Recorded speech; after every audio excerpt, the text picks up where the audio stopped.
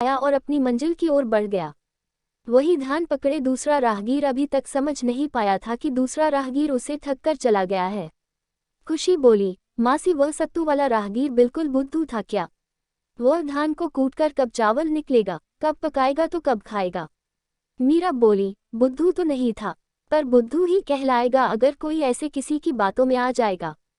खुशी बोली, मासी ऐसा नहीं होता है, कोई भी इतना बुद्धू नहीं होता कि बिना सोचे विचारे किसी की बातों में आ जाए। मीरा बोली, गुड़िया अभी आप छोटे हो, दुनिया ऐसे लोगों से भरी पड़ी है, आप समझ भी नहीं पाते कब ये अपनी मीठी मीठी बातों से आपके दिमाग पर काबू कर लेते हैं। फिर खुशी की ओर देखकर बोली, दीदू जग रहे हो या सो गए हो? वो गाना याद है जो मम्मी बचपन में सुनाती थी। इतना कहकर वो गाने लगी, मीठी मीठी बातों से बचना जरा, दुनिया के लोगों में है जादू भरा। खुशी भी साथ में गाने लगी, मासी पूरा गाना सुनाओ ना। नहीं गुड़िया, अभी सो जाओ, सुबह स्कूल जाना है ना। पूरा गाना कल स्कूल से आकर नानी से फोन पर सुन लेना। मीरा और खुशी तो सो गई पर मीनाक्षी की आंखों में नींद नहीं थी। वह मानो बचपन में पहुंच गई थी, उसके कानों में बार बार सिर्फ यही गाना गूंज रहा था, मीठी मीठी बातों से बचना जरा, दुनिया के लोगों में है जादू भरा। दूसरे दिन शाम को जब मीनाक्षी ऑफिस से घर आई तो चाय वगैरह पीने के बाद मीरा बोली, दीदी आप मुझे कहीं घूमने नहीं ले गए इस बार? मीनाक्षी बोली, इतने सालों से तो हर बार घूमती है, अब कुछ बचा भी है तेरे लिए। ठीक है कल छुट्टी है, कल मॉल चलेंगे। क्या दीदू, मॉल तो मैं वहां पर भी घूम लेती हूँ। आपने बताया था ना आपकी बचपन की कोई दोस्त यहाँ आपको मिली है, वो कई बार यहाँ घर पर भी आ चुकी है, चलो ना मुझे उससे मिलवाओ ना। मीरा ठुनकते हुए लाड़ से बोली। ठीक है तो उसे कल घर पर बुला लेती हूँ, मीनाक्षी खुशी से बोली। मीरा बोली, दीदू मुझे घूमना है, आप उनको क्यों बुलाओगी, चलो ना हम जाकर उनको सरप्राइज देते हैं। मीनाक्षी बोली, हाँ ये भी ठीक रहेगा, वैसे भी वह कई बार मुझे अपने घर आने के लिए कह चुकी है, उसे अच्छा लगेगा। वास्तव में मीरा ने कुछ दिनों में विचार करके यही निष्कर्ष निकाला था कि जब से दीदू ने अपनी सहेली के बारे में बताया था उसके बाद से दीदू का व्यवहार बदल रहा है। दूसरे दिन दोपहर को खाना खाने के बाद खुशी, मीनाक्षी और मीरा तीनों ही कार से शीतल के घर के लिए निकल गए। रास्ते में उन्होंने जानवी की बेटी के लिए उपहार और चॉकलेट भी ली थी। जानवी के घर पहुंचते उन्हें लगभग 3 बजे गए थे। मीनाक्षी थोड़ा नाराज हो रही थी कि मुझे जानवी को फोन करके बताने तो दे कि हम आ रहे हैं, कहीं वो घर पर नहीं हुई तो क्या हम इंतजार कर लेंगे, पर सोचो उनको आपका सरप्राइज कितना अच्छा लगेगा। इस बात पर मीनाक्षी मुस्कुरा दी। जानवी के फ्लैट के बाहर पहुंचकर जब उन्होंने घंटी बजाई तो अंदर से आवाज आई, रीता दरवाजे पर देख कौन है। मम्मा मैं टीवी देख रही हूँ, आप खुद देख लो ना। मीनाक्षी का मन किया कि वो खुशी के कान ढक दे। बड़बड़ करती हुई जानवी की आवाज बाहर तक आ रही थी। दरवाजा खोलते हुए भी वह कुछ बोलने जा रही थी पर मीनाक्षी को देखकर जबरन मुस्कुराते हुए बोली, अरे तुम फोन कर दिया होता तो मैं आ जाती, ऐसी हालत में तुम क्यों परेशान हुई। उसकी बातों से खुश होकर मीनाक्षी बोली, तू मेरा कितना ख्याल रखती है, पर ये मीरा मेरी छोटी बहन आई हुई है ना, ये तुमसे मिलना चाहती थी, तो बस तुम्हें सरप्राइज करने के लिए फोन नहीं किया।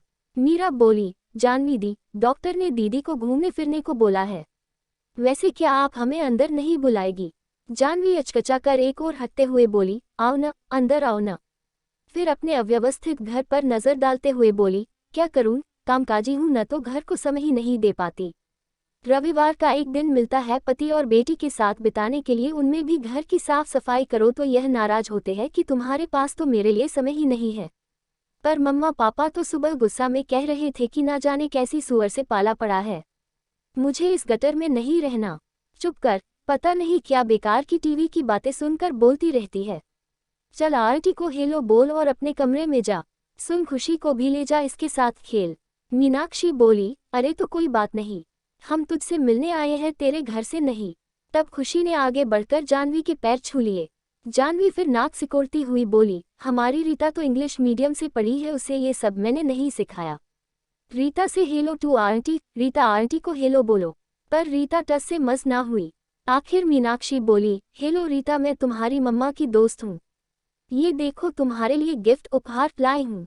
एकदम से बंदर की तरह उछलते हुए मीनाक्षी के हाथों से उपहार खींचकर वह अंदर भाग गई। जानवी चिल्लाती रह गई, से thank you to aunty, aunty को धन्यवाद बोलो। Take this girl with you. Show her your toys. इस लड़की को अपने साथ ले जाओ, अपने खिलौने दिखाओ। No I don't want to share. नहीं, मुझे साझा नहीं करने। जानवी बहुत घमंड से बोली, अकेली है ना, बहुत लाड प्यार से पाला है, इसलिए किसी की बात सुनती ही नहीं। थोड़ी देर वहां बैठने के बाद ना जाने क्यों मीनाक्षी का मन उचटने लगा। वह जानवी से बहाना बनाकर कि उन्हें डॉक्टर के पास भी जाना है रेगुलर चेकअप के लिए, वह वहां से बगैर कुछ चाय काफी पी के उठ गई। जानवी ने रोकने की कोशिश भी नहीं की। कार मीरा ने एक पार्क के आगे रोक दी। मीनाक्षी ने कुछ भी सवाल नहीं पूछा, वह अपने भीतर के सवालों से जूझ रही थी। खुशी तो पार्क में आकर खुश हो गई। मीरा ने ठंडे पानी की एक बोतल और 3 आइसक्रीम ली। वह दोनों वहीं पड़ी बेंच पर बैठकर खाने लगी। खुशी खाकर झूला झूलने चली गई। मीनाक्षी ने दूर क्षितिज को देखते हुए बोला, तू जानबूझकर मुझे जानवी के घर ले गई थी ना? मीरा आइसक्रीम खाते हुए हैरानी से उसे देखती हुई बोली, हाँ, तो मैं ही तो आपको आने के लिए बोली थी। क्या हुआ? क्या आपको उनके घर आना अच्छा नहीं लगा? नहीं, मीनाक्षी सिर हिलाते हुए बोली। जानवी ने मुझे जो तस्वीर दिखाई थी अकेले घर की, मौज मस्ती की, वह तस्वीर इस घर से बिल्कुल अलग है। दीदू, यह आपकी दोस्त नहीं, कलयुग की मंत्रा है। ये ना इतनी नींव काटते हैं कि सामने वाला संभल भी नहीं पाता। अभी कैसे वह रोना रो रही थी अकेले रहने का और सारा काम खुद ना कर पाने का, और कैसे आपको सिखाना शुरू कर दिया था कि संयुक्त परिवार में कितनी मुश्किलें हैं। हाँ मीरा, मैं उसके बहकावे में आ गई थी। यह मेरा घर जहाँ मेरी सासुमाँ ने मुझे राजकुमारी का दर्जा दिया, तेरे जीजू जिन्होंने मुझे रानी बनाकर रखा, यह मेरा खुशियों से भरा हंसता खेलता साम्राज्य जिसको मैं उसके बहकावे में आकर अपने हाथों से आग लगाने जा रही थी। मीनाक्षी रोते हुए बोली, छोटी, क्या मिल जाता उस जानवी को मेरा साम्राज्य नष्ट करके? मंत्रा को तो फिर भी लालच था कि वह राजमाता की नौकरानी कहलाएगी, पर जानवी उसे किस बात का लालच था? मैंने तो कभी उसका बुरा नहीं चाहा। भगवान का शुक्र है कि तू आ गई और तूने मुझे उसके चंगुल से निकाल लिया। दीदू, मैंने कुछ नहीं किया, आपको खुद से इस बात का एहसास हुआ, और अब वचन दो, अब किसी की मीठी बनावटी बातों में नहीं आओगी।